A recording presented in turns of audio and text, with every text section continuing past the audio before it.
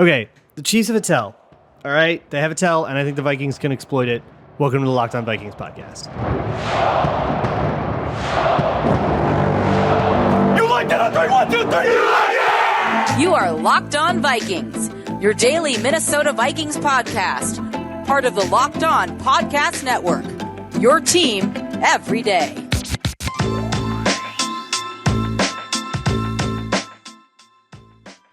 What's up, everybody? Welcome to the Locked On Vikings podcast, where we try to learn something new every day. It's part of the Locked On Podcast Network. I'm your host, Luke Braun. You can find this show wherever you find your favorite podcasts, whether it is a podcast listening place like SiriusXM, the SiriusXM app. You can also find the live broadcasts of the game on SiriusXM on all kinds of free packages and trials and stuff.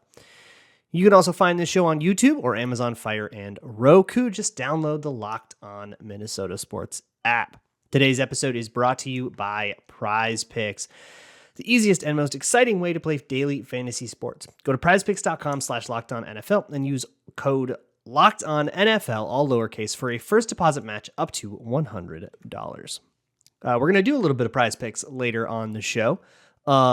We've got your boldest prediction. So I want to make sure that we can get to all of that. But before I do that, I want to really hone in on something about the Chiefs offense that I think the Vikings are. I'm trying to think like the way the Vikings will. I think the Vikings are going to think about how they will exploit this particular information, because I know they noticed it too. But the Chiefs have a bit of a tell in their offense. I'm going to show you in a minute. If you want more overarching analysis of this game, listen to yesterday's episode where I talked to Chris Clark of Locked On Chiefs. We had a good back and forth about sort of more holistically, talking about both sides of the ball and all that. Right now, I want to focus in on that Chiefs offense, and in particular, Travis Kelce, the it boy of America. But the way the Chiefs use Travis Kelce, it's really clear the whole offense runs through Kelce. Like, Kelce's the lead blocker. Kelce's in all of the front side concepts. Like, Kelce is the guy on the Chiefs. And I think that there is a way to exploit that. Even if you get countered on it, I'm like almost okay playing into that and saying, look, if you decide to deploy that on us, if you decide to subvert this and it gets us, it gets us. But if I'm the Vikings, if I woke up and were Brian Flores, that's what I would be screaming about. Like that, it would be all about know where Travis Kelce is, notice when he is in motion, and try to think about what that means.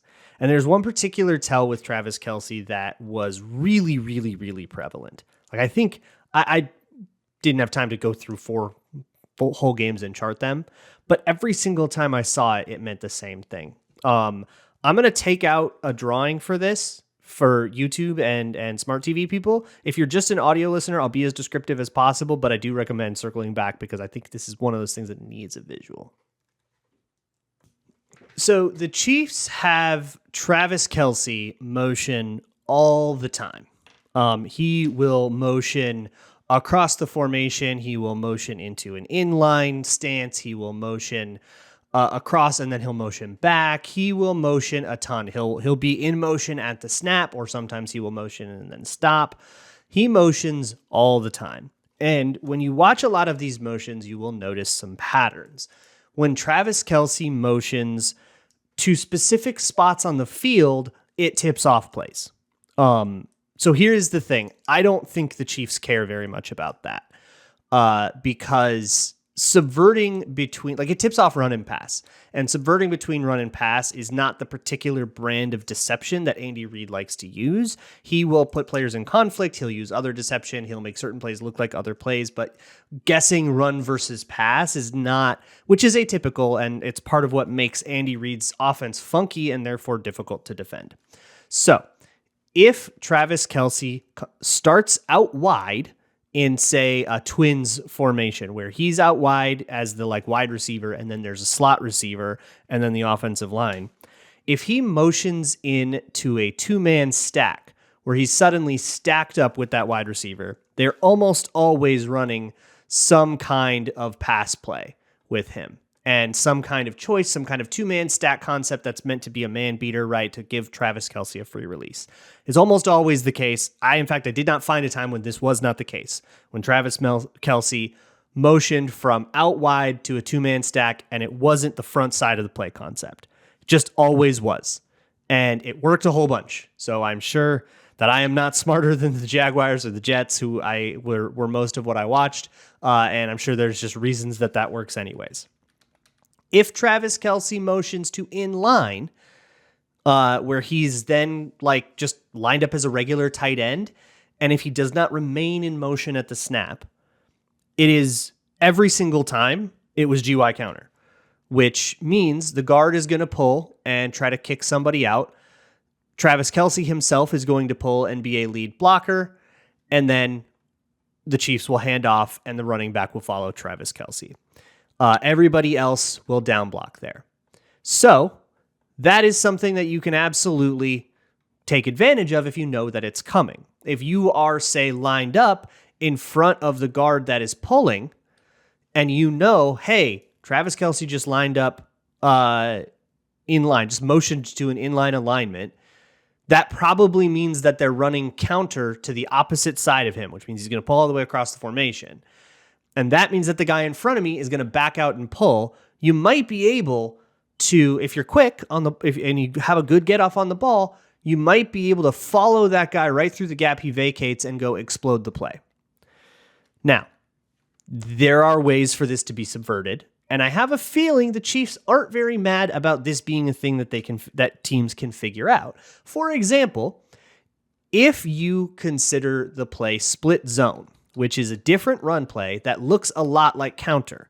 Let's say it is split zone, and instead, the Chiefs are running toward Travis Kelce. They're running the same way Travis Kelce is running. If it's split zone, Kelce will still pull across the formation and block on what is now the back side of the play. Everybody else will block a guy to their play side, which, if it's zone, means they're blocking the same way they would be blocking on power away from the tight end, if that makes sense. This is why I say you need a visual. But let's say Travis Kelce's lined up on the left, like he is in my visual here. If he pulls from left to right, it could be counter with him as the lead, or it could be split zone with him blocking to the backside. And the only lineman that's doing something actually different would be the other puller that is either going to actually pull and yes, it's counter, or block zone. That is a way for the Chiefs to subvert this, and something you have to be aware of, so don't go crazy on the tendencies, right? So that's part of why I'm not sure that this is too bothersome if I can figure this out to the Chiefs. That said, that might only be one play, and it could still be really, really, really useful of a thing to know about the Chiefs. But on a broader sense, the Kansas City offense runs through Travis Kelce. If he's pulling, they're running behind him. If he's in motion at the snap, they're either pitching it to him or they're running behind him. If they're putting him in a stack with another wide receiver, they're probably going to that. Patrick Mahomes is probably looking to that first. So if you want to slow down the Chiefs, that is the first thing you have to know. And what those concepts are and how you plan to attack when they run counter, when they run split zone, when they run, bunch man beaters that Travis Kelce motions into, is another question that we would be here all day if we tried to answer all of them. And that's what the Vikings spend all their time trying to figure out. But it starts there. It starts with understanding that the world runs through Travis Kelce. So I hope that made sense to you. I find that kind of stuff really neat. I also am not like that confident that I'm right or anything, but my process for this cannot ever be nearly as in-depth and exhaustive as an NFL pro scouting departments can. So, I mean, I didn't watch their offense versus the Lions. I didn't watch their offense versus the Bears. I only had time to go through two games and I'm only one person. So all of that this is more of this will be an interesting thing to watch. And I'm curious to watch and see if I'm right all day. Let's see. And help me, right? Help me pay attention to that motion, right? If you see Travis Kelce motioning into a specific part of the field, whether it's inline or into a stack, does that tip off the plays the way that I noticed that it did when they played the Jaguars and the Jets? Or is that something they specifically put on tape so that they could subvert it for future games? Now you're thinking like an NFL team thinks when they game plan. And I think that bringing the thought process that much closer is a lot more important than being the one with the right prediction. Correct predictions are overrated. On Locked On Vikings, we don't deal in trying to be right. We deal in trying to be as unhinged and deranged as possible. That is why we go into bold predictions. And, of course, we have our prized picks coming up as well. Boys, dudes, men, today's episode is brought to you by Bird Dogs, shorts that make you look fantastic. Sculpted, ripped, and absolutely delectable pieces of man meat. Bird Dogs shorts do the exact same thing as, say, Lululemon does, but they fit way better. They fit better than regular shorts because regular shorts are usually made of a stiff, restrictive cotton that will not form fit you the way that you deserve to be form fit after all that time you spent on the gym working on that delicious body. They invented a cloud knit fabric that looks just like khaki, but it stretches and form fits in a way that is both comfortable and gives you a slimmer fit without sacrificing any movement. And they're functional for any occasion, from going golfing to going out on a date or some kind of evening thing, or even working out or just lounging around the house because they're so gosh darn comfy. So go to birddogs.com/LockedOnNFL or just enter the promo code LockedOnNFL at checkout for a free Bird Dogs water bottle with your order. That's birddogs.com/LockedOnNFL for a free water bottle at checkout. You won't want to take your Bird Dogs off, we promise you. Hey, thank you so much for those of you who listen to this show every single day. For more in-depth breakdowns, like the thing about the Travis Kelce tell, and actually some examples of it, you can find patreon.com/LukeBraunNFL. I'm doing a way big, long Chiefs scouting thing, so it should be up hopefully at some point today, if not tomorrow. So go check that out. And you can also watch a Marcus Davenport breakdown, which is really fun, as well as some Kirk Cousins stuff. A lot of fun stuff going on at the patreon.com/LukeBraunNFL page, and most of it's free to watch, or it will be soon. So would love if you join and support me, but no pressure. Let's move on to Prize Picks. It's our PrizePicks Prized Picks. This is, of course, Prize Picks, the daily fantasy game, where we don't have to put together an entire daily fantasy roster. We can just make the picks that we feel good about. And I'll tell you right now, I got screwed last week. I got so close, but it is very fun. Of all of the things that I missed on, it was the one that I thought was free real estate. So I put together a 4-square play with Alexander Mattison getting more than 50.5 rushing yards. Check. Puka Nacua and Tyler Higbee more than 1/2 of a rushing or receiving yard touchdown. That was a combo thing. They do a lot of combos where they like put two players together. And I had more than half a rushing or receiving touchdown. Basically needed one of those guys to get a touchdown. And I was sweating it all the way until the very end when Puka Nacua walked off the Colts. So that one was correct. I had Adam Thielen more than 4.5 receptions. That one was easy. And the one I didn't get was Jalen Hurts getting more than half a rushing or receiving touchdown. No tush pushes. I've been failed by the tush push, unfortunately, at Prize Picks. But we keep at this. You never give up and you never surrender. Today, I'm going to be a little more conservative, however, and I'm going to do the flex play, which is a Prize Picks thing that you can do, where you have to hit 3 out of 4. And if you get all 4 correct, you don't get as much of a payout as the power play, which is your classic all or nothing, all 4 picks, you got to get them. And I have 4 here today. 3 of them are from the Kansas City, Minnesota game, but I did deviate and go throw a little bit of shade on the Green Bay Packers. I'll get to that one last. First off, I'm doing another Alexander Mattison one. More than or less than 75.5 rushing and receiving yards. I'm actually going less than here because I think that this is a game where the Vikings are going to pass a lot. For reference, PrizePicks has set Kirk Cousins' passing attempts at 39.5. So they expect that it's going to be 39 or 40 passing attempts. It's going to be a lot of passing. And I don't know how much Alexander Mattison gets in terms of volume. Now, this is rushing and receiving yards, and so I could totally get burned here by a 2-minute drill check down that he scampers off for 15 yards, right? I think yards are going to be gained and points are going to be scored in this particular game. So I'm going to do another combo thing, and that is Justin Jefferson and Travis Kelce comboing for 183.5 receiving yards, more or less. And I'm going with more than on this one. So that means the two of them will combine for 184 yards or more. That is the prediction that I'm making here on this PrizePicks Square. This gives me some outs too, right? If this is a game where the Vikings offense falls apart, and that'll happen, right? Sometimes you go all in with Justin Jefferson and he comes out with 30 yards because the Vikings couldn't get their heads out of their rear ends. I'm still sort of saved if, JJ only got 50, pedestrian day for him. I'm still saved if maybe Travis Kelce goes off, or even vice versa. If the Vikings do key really hard on Travis Kelce, force Patrick Mahomes to go, run the offense through Sky Moore and Justin Ross, then, maybe JJ can explode on the other side of the ball and kind of save me. So I like that there's sort of fallbacks and there's lots of different ways for this to go down that equate to these guys getting more than 183.5 receiving yards combined. I feel like this is a game where a lot of things are going to, a lot of offense is going to happen in this game. It just does not feel like the kind of grindy slug 'em out game that ends 13-6. In a similar vein, I think that the Chiefs are going to be able to run the ball on the Vikings. I don't really trust the Vikings run defense as well as it played against Carolina. I don't really trust the front.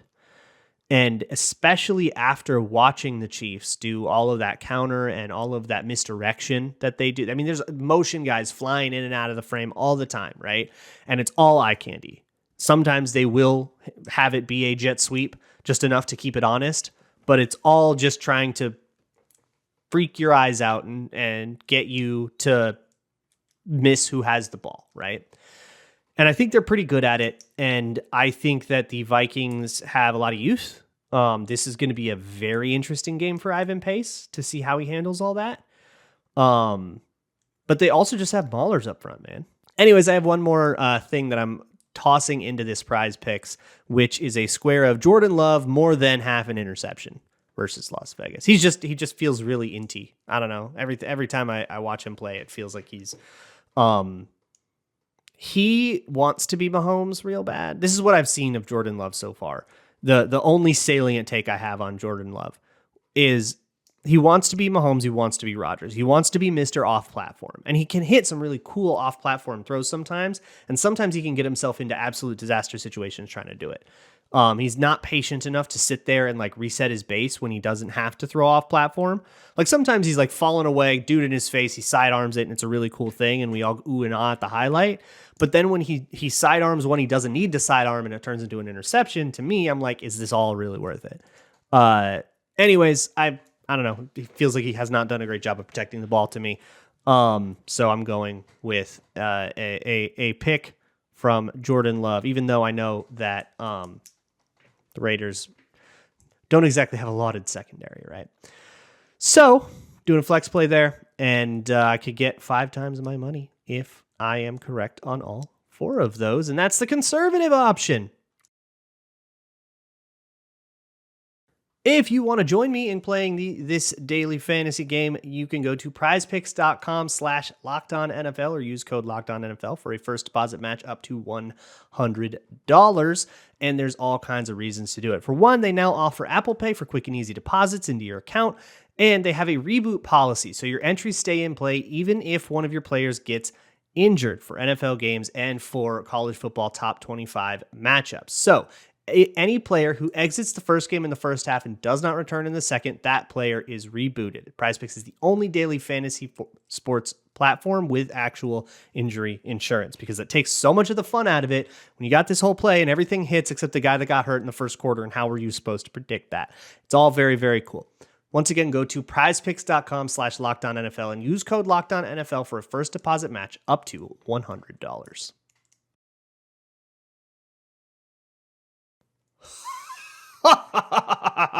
It's time to get bold. It's time to get bold. It's bold prediction time. That means I'm taking your most deranged, unhinged, and absolutely irresponsible predictions and putting them down. And I get punished if you guys are right. You haven't been right yet. And the point is that you should not try to be right. You should try to be bold. This is very fun. I usually take 5 or 6 of my favorites. And if any of those hits, of course, I have to do a punishment. Last week we did this and we had one that actually got reasonably close. I'll give it to you in spirit. Came from Zach Walter, who said Thielen and Addison would have the same stat line. And they got pretty close. 7 for 76 was Adam Thielen. And Justin Jefferson got 6 for 85. Oh, no, I'm sorry. You said Addison, didn't you? Never mind. Yeah, Addison got blanked. Thielen and Jefferson got really similar stat lines, so you were pretty close. Brie Cheese said Vikings get even on the season turnover differential. It would have required +7 in turnovers, but they did have their first positive turnover game. So your idea of it regressing back to something normal did happen.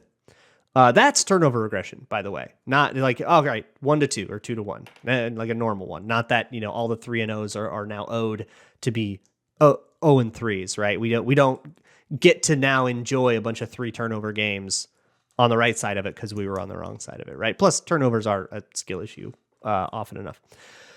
RJ Frost said that Ivan Pace would have more touchdowns than Bryce Young, enforcing the universal truth that the draft is true. Where that luck is the only factor in the draft. Yeah, that didn't happen. Love where your head was at, though. Milo Graham said that by the end of the game, JJ would have more receiving yards than Justin Fields had passing yards. I'm pretty sure Justin Fields put up like a couple hundred in his game against the Broncos. Also, congratulations. Justin Fields has won a game for the Bears for the first time in almost a full calendar year. Nikaka said that Jaquelin Roy, Andre Carter, and Jay Ward would all get their first career full sack. Unfortunately, we had more important things to do, which is getting Marcus Davenport full sacks. I would credit him with 1.5 in that one. I don't know what the statisticians did, and I don't particularly care. Look, that was a priority case. We had to let Marcus Davenport get himself up on the scoreboard.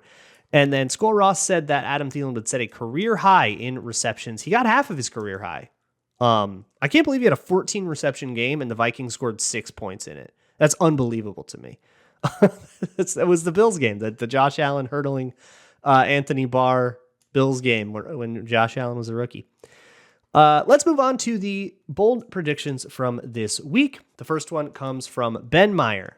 He got the Taylor Swift one. I'm giving you guys one Taylor Swift one, and it was Ben Myers, who said that Travis Kelce would finish the game with 19 yards receiving and that Justin Jefferson would finish with 89 yards. Shout out if you get it.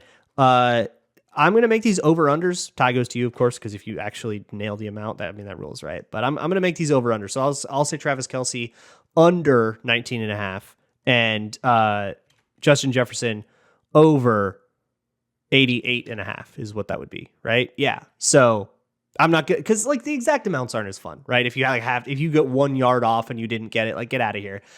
So I'm going to make these over unders. Travis Kelce will have to do it. And also I'm going to do the same thing that like PrizePicks does, which is if this is like a first half injury situation, and I'm not going to put like a rigid thing on it. If Travis Kelce gets injured and then gets goose egged because he gets hurt, I'm not going to count that.